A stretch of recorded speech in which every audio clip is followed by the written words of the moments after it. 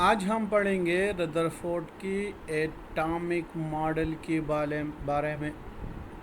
पिछले दो लेक्चर्स में हमने उस रदरफोर्ड का एक्सपेरिमेंट, उसकी ऑब्जर्वेशन और उसकी कंक्लूजन पढ़े। आज हम पढ़ेंगे कि उन कंक्लूजन की बुनियाद पे रदरफोर्ड ने एटम के बारे में क्या आइडिया दिया। तो उसने ये कहा कि atom is a neutral particle. Atom क्या है? न्यूट्रल पार्टिकल है। एटम पे कोई चार्ज नहीं है।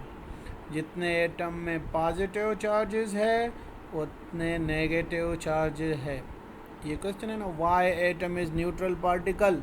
Because the number of positive charge are equal to the number of negative charge inside the atom. That is why atom is a neutral particle.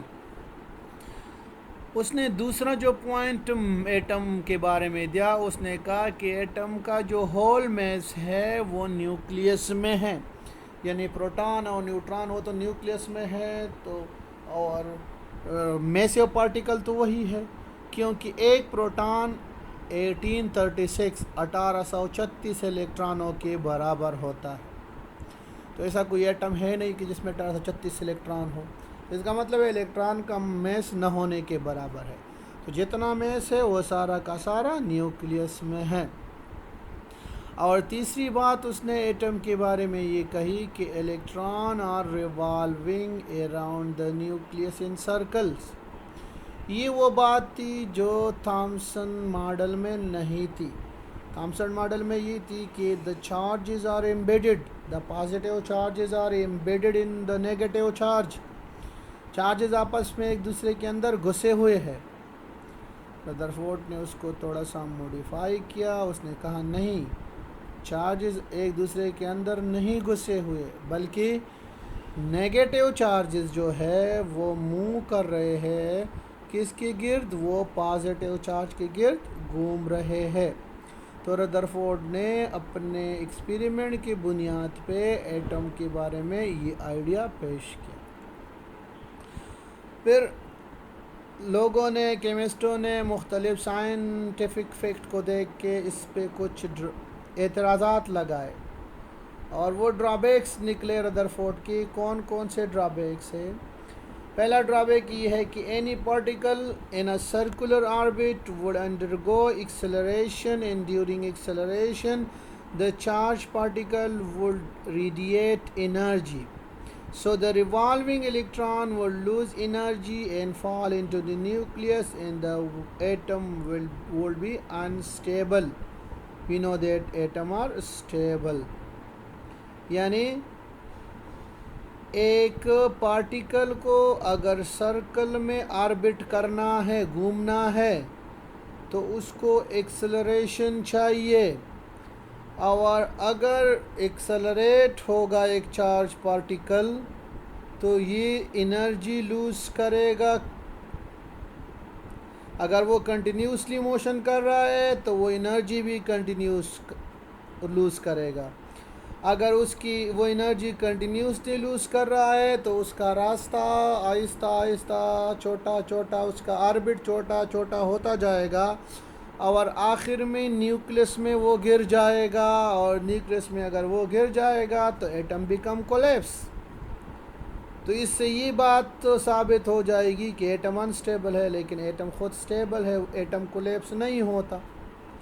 तो ये एक एतराज़ आया इलेक्ट्रोस्टैटिक जो क्लासिकल फ़िज़िक्स वाले हैं उनकी तरफ से रदरफोर्ड के एटॉमिक मॉडल पे, ये वाला कि अगर ये नेगेटिव चार्ज है और पॉजिटिव, क्योंकि क्लासिकल फिजिक्स वाले कहते हैं when one charge body revolve around another charge body they will radiate energy continuously. तो अगर ये इस तरह मोशन करेगा तो कंटिन्यूस एनर्जी खारिज करेगा, इसका रास्ता स्पिरिंग की तरह स्पायरल हो जाएगा और आखिर में न्यूक्लियस में गिरेगा। दूसरा ये है कि अगर इलेक्ट्रॉन कंटिन्यूसली एनर्जी खारिज कर रहा है तो उसका स्पेक्ट्रम भी कंटिन्यूस होना चाहिए। अगर वो एनर्जी कंटिन्यूस खारिज कर रहा है तो उसकी जो स्पेक्ट्रम है वो भी कंटिन्यूस होने चाहिए। स्पेक्ट्रम कहते हैं रंगदार पट्टी को। स्पेक्ट्रम हम केमिस्ट्री में कहते हैं the arrangement of electromagnetic radiation on the basis of wavelength. तो अगर एटम कंटिन्यूस एनर्जी खारिज करेगा तो उसका जो स्पेक्ट्रम होगा उसमें सारे कलर होंगे, सारे रेडिएशन होंगे। लेकिन प्रैक्टिकली जब एटम की स्पेक्ट्रम देखी गई तो उसमें कुछ रेडिएशन थे, कुछ मिसिंग थे। और ऐसा स्पेक्ट्रम जिसमें कुछ रेडिएशन मौजूद हो और कुछ मिसिंग हो उसको कहते हैं लाइन स्पेक्ट्रम। और कंटिन्यूस स्पेक्ट्रम वो होता है जिसमें सारे के सारे रेडिएशन मौजूद हो। जैसे रेनबो में आप देख लो, आपको सारे 7 कलर एक दूसरे के साथ जुड़े हुए नज़र आते हैं। उसमें कोई कलर मिस नहीं होता, कोई बाउंड्री नहीं होती कि एक कलर है दरमियान में जगह खाली है फिर दूसरा कलर है। लाइन स्पेक्ट्रम में होता है कि एक रेडिएशन फिर खाली फिर दूसरा रेडिएशन। तो ये दो डिफेक्ट्स थे रदरफोर्ड मॉडल में कि एक तो अगर ये एनर्जी कंटिन्यूस ये मोशन कर रहा है क्लासिकल फिजिक्स के मुताबिक तो ये एनर्जी कंटिन्यूसली खारिज करेगा, क्योंकि वो रदरफोर्ड के पास इसका कोई एक्सप्लेनेशन नहीं था कि ये अगर कंटिन्यूस मोशन कर रहा है तो ये क्यों कंटिन्यूस एनर्जी खारिज नहीं करेगा। इसको हम इधर इस वीडियो में देखते हैं। ये Rutherford drawbacks of Rutherford atomic model, इसको डिफेक्ट्स भी कहते हैं। ये इलेक्ट्रॉन है पॉजिटिव चार्ज के गिर्द घूम रहा है। This is the main model of Rutherford. अगर an accelerated electric charge must, अगर ये एक्सेलरेटेड है तो ये एनर्जी खारिज करेगा, ये एनर्जी है ये खारिज करेगा कंटिन्यूसली। तो अगर ये एनर्जी कंटिन्यूसली खारिज करेगा तो इसका रास्ता आहिस्ता आहिस्ता गोल, देखो आहिस्ता आहिस्ता ये इसमें आएगा। अब फिर इसके बाद ये इलेक्ट्रॉन इस रास्ते में आएगा, फिर इसमें और आखिर में न्यूक्लियस में गिर जाएगा ये, और आखिर में ये न्यूक्लियस में गिरेगा and the atom become collapse which show that atom is unstable but practically atom is stable. This is against the Rutherford atomic model. तो इस वजह से ये रदरफोर्ड का वो हो गया।